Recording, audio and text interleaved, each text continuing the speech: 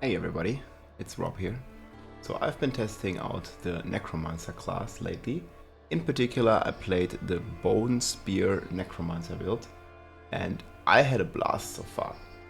Now lots of people have asked me about the build I'm running, and in this video I want to give you sort of just a quick overview of this build, and I also want to tell you about how I leveled to now level 97.5, as you can see, in just 32 hours.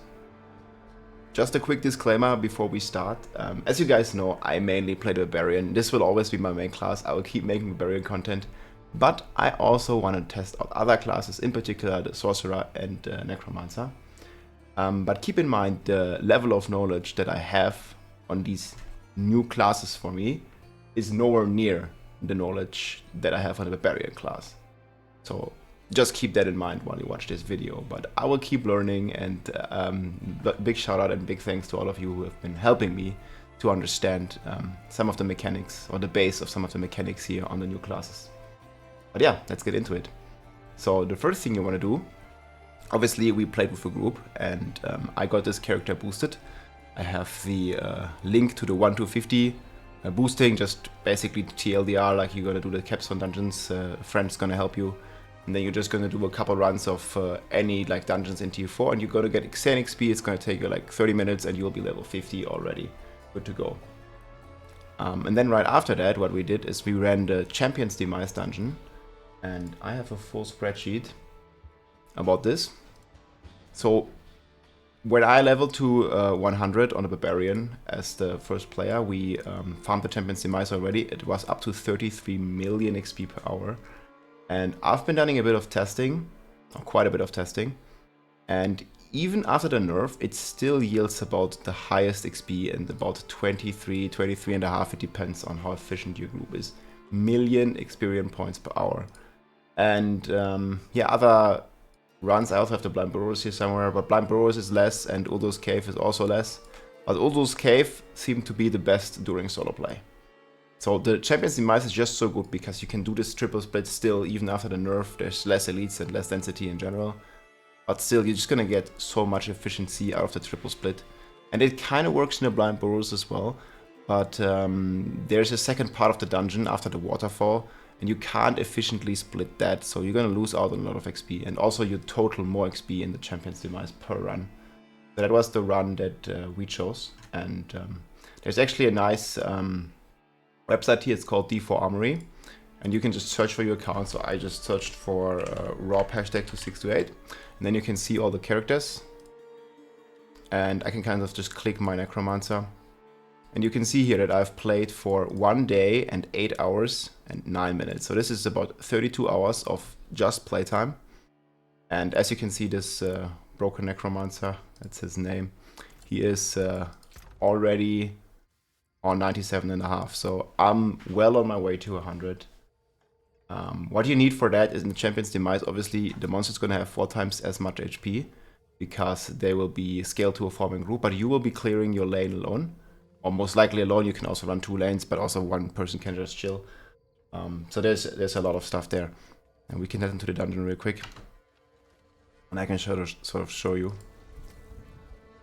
But you basically want a good group and a group synergy. So keep in mind with this build, it's extremely powerful already. And I didn't even level any glyphs. So I did all this like play up to 97. I didn't do a single Nightmare Dungeon yet. And this is probably also the most effective way to level fast. Obviously the Nightmare Dungeons give you a huge power, right? I could probably double the power of my character by just running, I don't know, like 5 hours of Nightmare Dungeons or so. But the Nightmare Dungeons you can't efficiently split, and you're also gonna like lose out on a lot of XP, at least in terms of efficiency per hour. If you're strong enough, with a strong build, you can probably do it all the way to 100 without any glyphs. But I would still suggest to farm some glyphs, especially now. Like now, I get a penalty. So whenever you get XP in the game, like your character level is always compared with the monster level. The monster level in the open world caps out at 95. So the higher I am now, the closer to 100, the more penalty I will have, because I'm 97, that means I am 2 levels above the monsters already, and that's gonna yield about a 10-15% XP loss already.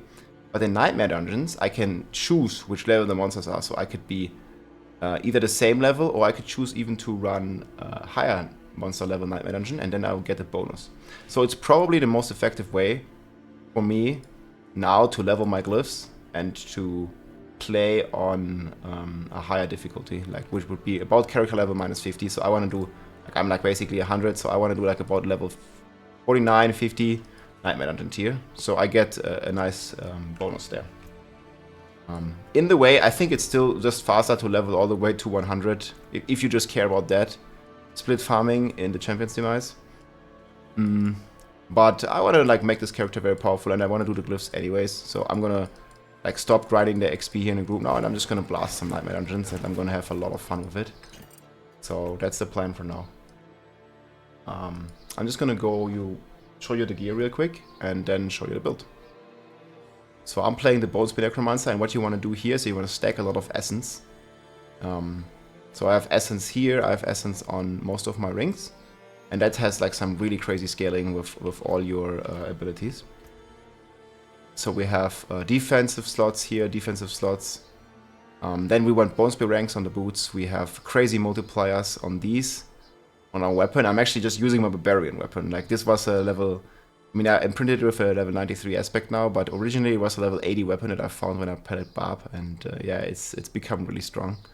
I will make a full build guide explaining everything once I understand a bit more about the class for this Bonespear Necro, because I also hear and think it's one of the best builds to kill the Uber Lilith, which I will try probably on the stream today or in the future streams.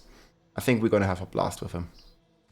And yeah, we basically mainly focused around Bonespear, which like ricochets off the wall. I'm just gonna show you some gameplay real quick, and then we can go over some of the gear. And yeah, to level this fast, you really want to have a good group synergy. So you notice here there's going to be three ways, and one player, like right now I'm alone, but usually one player would go up, one player would go down left, and one player would go down right. And the fourth player can either help the weakest player, or just like chill, roll his items, check his items, and then you can rotate that slot. So it's a pretty chill farm if you want it to be. So as you can sort of see here, this build, in my opinion, plays a bit similar to the Javazon of D2, because like these bone splinters, they just keep splitting and hitting monsters. So what you really want to do is like you hit stuff with Bonespear. Right now I'm super powerful. Like these monsters now are player 1, so I one-shot everything without any glyphs, without anything. It's insane. But what the gameplay usually is like you kill a monster, you press your corpse handles, it's going to pixel pull them all there, and then you just shoot your Bonespear, and it's going to kill them all. And the splinters will come back later like a boomerang and just murder them all. And then you have a couple more buffs, like this is your oh shit button here, you just become immortal if you press this. For a short time, like, because Necro doesn't really have a good source of unstoppable otherwise, and this is why we use Blood Mist. Like if we get ensnared or if we get stunned, we can just press Blood Mist to get out of there. Corpse Explosion is there to reset your essence and gives you various buffs. It doesn't really do damage on this build. It's just there to get that stuff. And the Corpse Tendrils, they really pull monsters. If you see, I can kill the Thresh monster, I can do the tendrils, and it's gonna pixel pull them and stun them, and then my bone spear is gonna do even more damage. So it's insane. Bone Storm is the ultimate. It just increases your damage reduction and your crit damage even further. Like you really scale well with essence and crit chance and crit damage in this build. And yeah, you just run around and basically clean your lane. And while this is happening, the other players would clear the other lanes. And the XP in these dungeons is complete. Zone-wide, like you always get the XP from the other lane, so you basically get triple XP. So I can show you here again, like I kill something, I put the tendrils down, it's gonna pixel them, and then I can just throw my Bonespear and boom, everything is dead, pretty much. In this build, like you already see me hitting here for like millions of damage, like I've seen crits up to 4 million. And again, keep in mind, like I can easily double the power of this character by leveling my glyphs. Like I don't even have the requirements here on Exploit, for example, because there's just not enough dexterity in range right now. So yeah, I even have like some of the glyphs populated even though I haven't leveled them. So these numbers you can probably expect to be about double or triple. So yeah, this build is incredible. You see here when you get ensnared, so the Necromancer has one big downside. It's definitely not the most mobile class, but it does a ton of damage. You see me here, boom, like I can just... And all these splinters, man, they can hit the same target. Like I absolutely, whenever there's Butcher, I absolutely destroyed him. in the runs. It was crazy. And yeah, like we can just go like this and just blast the monsters basically. Like here, my damage is super overkill, so usually it takes like 1 to 2 hits for all these monsters. Now they all die in one basically. But yeah, that's basically it. Let's quickly go over some of the stuff. So the main multipliers is this one here. Like, you know, vulnerable is really good in this game. And this one makes everything vulnerable and makes the splinters hit for even more, like when they ricochet. So it's an insane, like more than times 3 damage. You have an insane multiplier here as well. I don't have a good roll yet here. But it still does a lot of damage here. And you get all the crazy crit chance.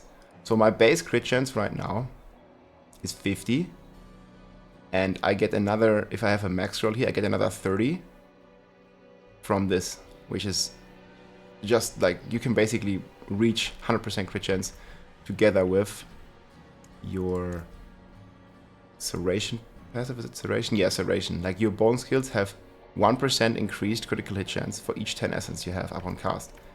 And if you have full essence, like, this is another 10% crit, 20% crit chance. So you can get 50 base, okay, 50, you get another 30 on the amulet, that's 80, and you get another 20 from that passive, that's 100% crit chance. And you see the crit damage here, like you have the crit damage multiplier here on the Bone Storm, and you have even more crit damage multipliers with your glyphs. I think there's one glyph that gives you another 22% multiplier. Yeah, here it is. Critical strikes deal another 22% increased damage to enemies if they are not healthy. So you're already gonna hit like 10 times the damage basically. Like you have, like you see here, I have like 450 plus another 100 from here, so I have like 550, and then let's get multiplied. I think in the end, if I have my gear min max, because I can also get crit damage here, and I also have one ring that's not that good right now. So I can probably have 1000 crit damage and 100% crit chance. So that means I deal like 11 times my damage. And then I also stack some vulnerable. And yeah, this is how we basically scale the build. And then we just stack some more essence, because we have a really, really strong passive here that allows us to get even more damage for every point of essence that we have. And this is just some crazy scaling build. And I've seen this build destroy Lilith and destroy like hard content in the game, just like it would be nothing. The only downside is it's really like not that mobile, right? Like you see me running around here, it's like kind of slow. But on the other side, it just like leveled so fast. Like the runs were so smooth. You're just running one lane solo in a forming group with the Corpse Tendrils pixel pull, and then just crushing it with Bone Storm and Bonespear was just insane. And basically to solve all the resource cost issues, like you only need this ring on lucky hit, and Bonespear has pretty high lucky hit. I have it on my gloves as well, so I bump it from 50 to 57. And a 10% chance on that, so every like 20th hit I get 50 essence. And this works for the splinters as well. So if you have a lot of monsters and you just hit them with like your, you know, main attack plus couple splinters, it's really, really good for your essence recovery. And yeah, that's basically how it goes, and that's how I leveled from level 1 to 97. In just, what was it? Keep checking this D4 Armory, and I'm gonna put the link to this in the description. 1 day and 8 hours. But yeah, there's also a planner link here that I made. There's the option to play Deathless Visage as the helm. I can show you this really quick in-game as well. I have it here. So this one leaves some extra damage behind, but I actually got a min roll here on the essence, and as I said, this build really, really scales well with essence. So I'm not playing that right now, because you also lose cooldown reduction. So yeah, it's kind of a trade-off, but as we look further into it, we can definitely optimize more. And again, I'll just show you the stuff here real quick, and then we have a full build guide coming once I know more about this class, and once we have actually leveled some glyphs and tested it. But I'm still showing you real quick what I run right now and how I leveled to 97. And we go from there, and there will be a lot more content like this coming, with a lot more in-depth knowledge, which I still need to accumulate on this class. But I had a blast so far, and I think the class is really fun. And also on the Sorcerer, I'm also having sword guides coming.